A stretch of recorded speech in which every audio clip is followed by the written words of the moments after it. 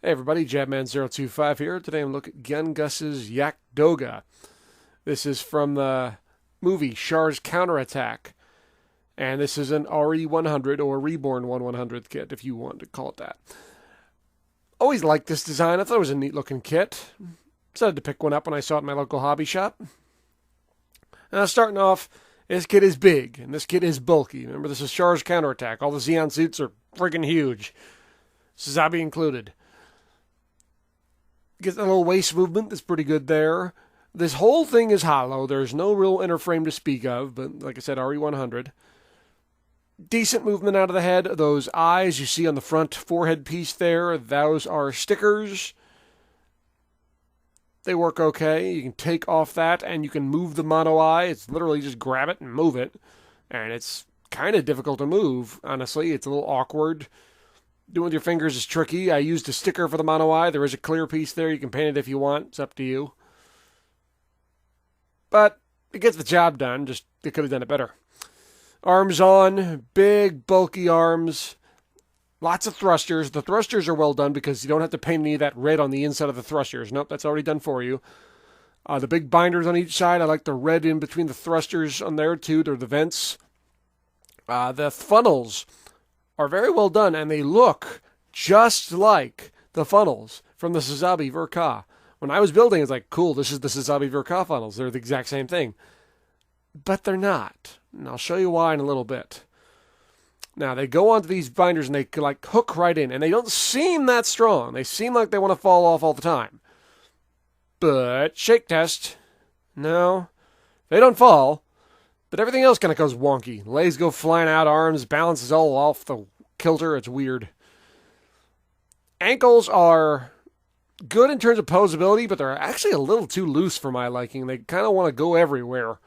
This kit ends up doing the splits a lot when you're moving things. The knee bends barely at all, but your both feet will be firmly planted on the ground at all times unless it's falling over. Which doesn't happen often, I'll admit. But you can get a little bit of the splits going as it stands there for a while. Accessories, you can see the shield here. I like the shield in the fact that that big yellow symbol in the center, that's built into the shield. That's not a sticker. You just put the black centerpiece over that and it hooks in through, like kind of like a Lego piece. Connects in with a simple ball joint connection into the arm. You have to twist the arm at a funny angle. This beam saber slash knife thing, which is just all gray and should be in a different color. Use bracket hands to hold it. 2 blades, but you only get one of those, and you can store that guy in the side skirt armor if you want. This beam rifle, which is actually pretty cool looking. I like the bulk, but the problem is it's not actually holding the trigger. It uses bracket hand. It just kind of holds onto the handle, so no one's actually pulling the trigger on this thing, which is dumb. Finally, you get these things. If anyone built the Strike Freedom back in the day, the Master Grade Strike Freedom Extreme Blast Mode, it came with something like this. This thing has an attachment to either connect to an action base or into the backpack of the Jagd Doga. And at the end, you can put the funnels. You can bend these little clear plastic things, and you have to bend them very carefully or they will snap, and very slowly bend them to whichever angle you want, or you can cut them. And you can have the funnels flying all over the place.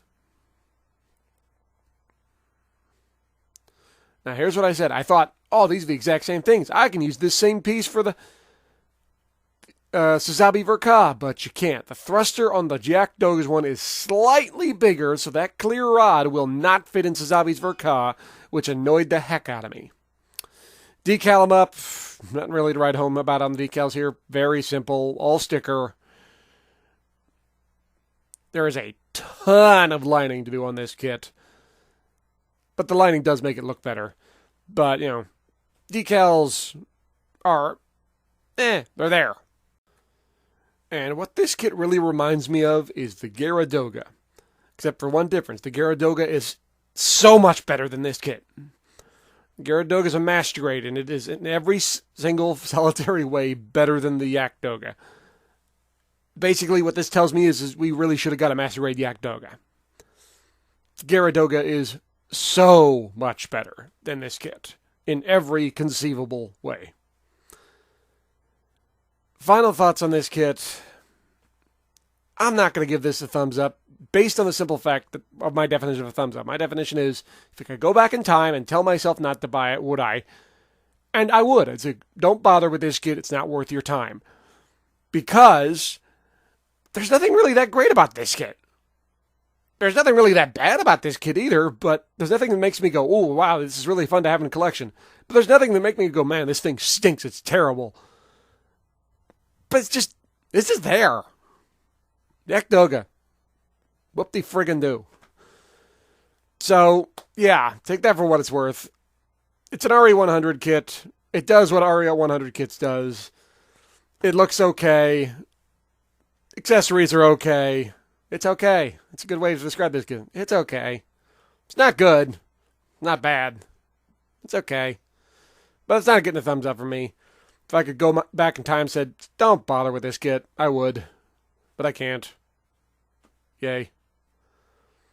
Well, guys, thanks for watching. Hope you enjoyed this review. Hope you found it informative. If you have any questions, please ask them. I will answer them as best as I can. Please stay tuned for more. I always got more reviews coming. And I will see you guys next time. Oh, and one more thing. Is it just me, or with the beak and the hair thing, it kind of looks like a bird? I wish I could be a bird.